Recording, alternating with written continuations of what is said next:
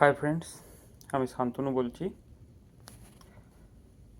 আজকের বর্ষার একটা টিপস নিয়ে এসেছি, আয়ুর্বেদিক টিপস।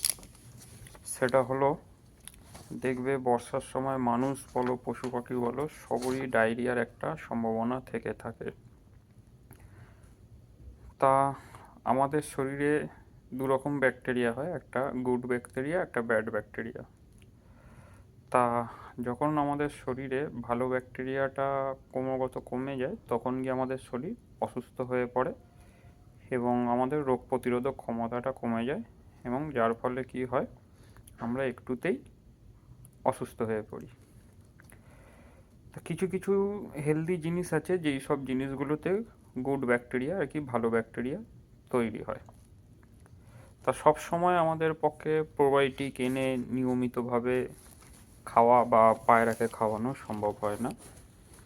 যেমনি দইয়ে খুব ভালো ব্যাকটেরিয়া থাকে, এই সব জিনিসগুলো আমরা খাই বলে আমাদের বডিতে অটোমেটিক্যালি ভালো ব্যাকটেরিয়া তৈরি হয়। তা আমি আজকে কিছু জিনিস বলবো, যেই সব জিনিসগুলোকে আপনারা ইউজ করলে সপ্তাহে একদিন কি দুদিন যদি আপনি ইউজ করেন এই বর্ষার সময় বিশেষ করে, তাহলে পায়রার শরীরে একটা ভালো ব্যাকটেরিয়া তৈরি হবে। আর যখন এই ভালো ব্যাকটেরিয়াটা ওদের শরীরে থাকবে, পেটে থাকবে, তার ফলে হবে কি, ওদের রোগ প্রতিরোধক ক্ষমতাটা বেশি থাকবে এবং হেলদি থাকবে। তা কি করতে হবে, প্রথমে আপনাকে একটা কাঁচের বোতল নিতে হবে। কাঁচের বোতলের মধ্যে আদা 2 গাঁট দিলেন, গাজর 4 টুকরো গোল গোল করে, পাতি লেবু একটা লেবুকে 4 টুকরো করে কেটে নেবেন, রসুন দেশি রসুন যেটা হয় 2 টুকরো, পুদিনা পাতা 4 থেকে 5টা, তুলসী পাতা 4 থেকে 5টা, এক চুটকি জিরে, এক চুটকি ধনে, এক চুটকি মৌরি, এক চুটকি জোয়ান। এই সব কটা জিনিসকে আপনারা কি করবেন, কাঁচের বোতলের মধ্যে দিয়ে দেবেন। কোনো প্লাস্টিক বা কোনো স্টিলের জায়গায় দেবেন না, ওটাতে রিয়েকশন হওয়ার সম্ভাবনা থাকতে পারে। এই সব কটা জিনিসকে আপনারা কি করবেন, একটা কাঁচের বোতলের মধ্যে দিয়ে দেবেন। দিয়ে ওটা মোটামুটি 1 লিটারের যদি জলের বোতল হয় 800 ml মতো জলটা দেবেন। মোটামুটি বিকালের দিকে জিনিসগুলোকে ভিজিয়ে দেবেন। 12 ঘন্টা যাওয়ার পর দেখবেন ওর মধ্যে থেকে একটা গেঁজা ওটা শুরু করবে, এবং ওটা একটা অ্যাসিড ধরনের তৈরি হয়ে যাবে। দেখবেন ওই বোতলের ঢাকনাটা যখনই খুলবেন, কোল্ড ড্রিঙ্কসের বোতলের মতো একটা ফ্যাচ করে আওয়াজ হবে। তো ওটার মধ্যে একটা ভালো ব্যাকটেরিয়া তৈরি হয়ে থাকবে, এবং ওইটার ক্ষমতা যদি আরও বাড়ানোর থাকে, তাহলে আপনারা কি করবেন, অ্যাপেল সিডার ভিনিগার, দেখবেন আমার ভিডিওয়ে বলেছিলাম, ওইটা ওতে 5 ml দিয়ে দেবেন, র ভিনিগার। তাহলে ওর ক্ষমতাটা আরও বেশি হয়ে যাবে। এবার আপনারা কি করলেন, এই সব কটা জিনিসকে 1 লিটার জলের বোতলের মধ্যে, কাঁচের বোতলের মধ্যে দিয়ে 800 ml জল মতো ঢেলে দিয়ে 5 ml ভিনিগার যদি দিয়ে দিতে পারলেন আরও ভালো।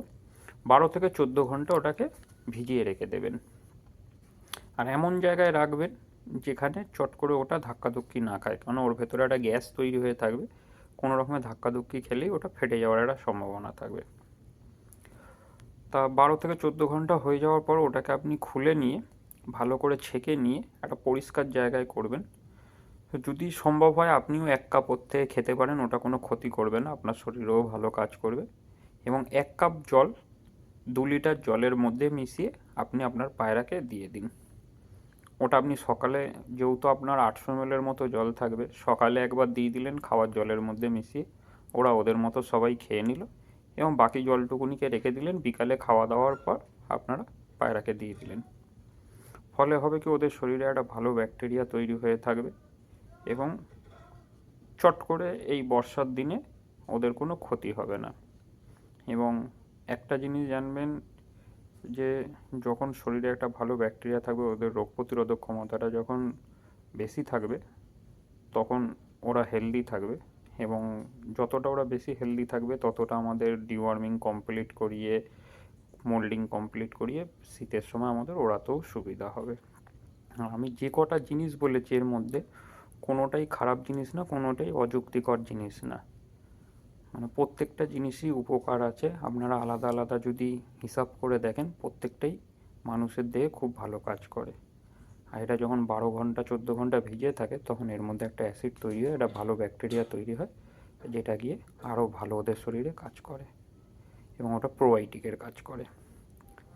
যদি আমার ভিডিওটা ভালো লাগে লাইক করবেন, শেয়ার করবেন এবং যেসব বন্ধুবান্ধবরা এইসব ব্যাপারে অতটা নলেজ নেই তাদেরকে শেয়ার করবেন।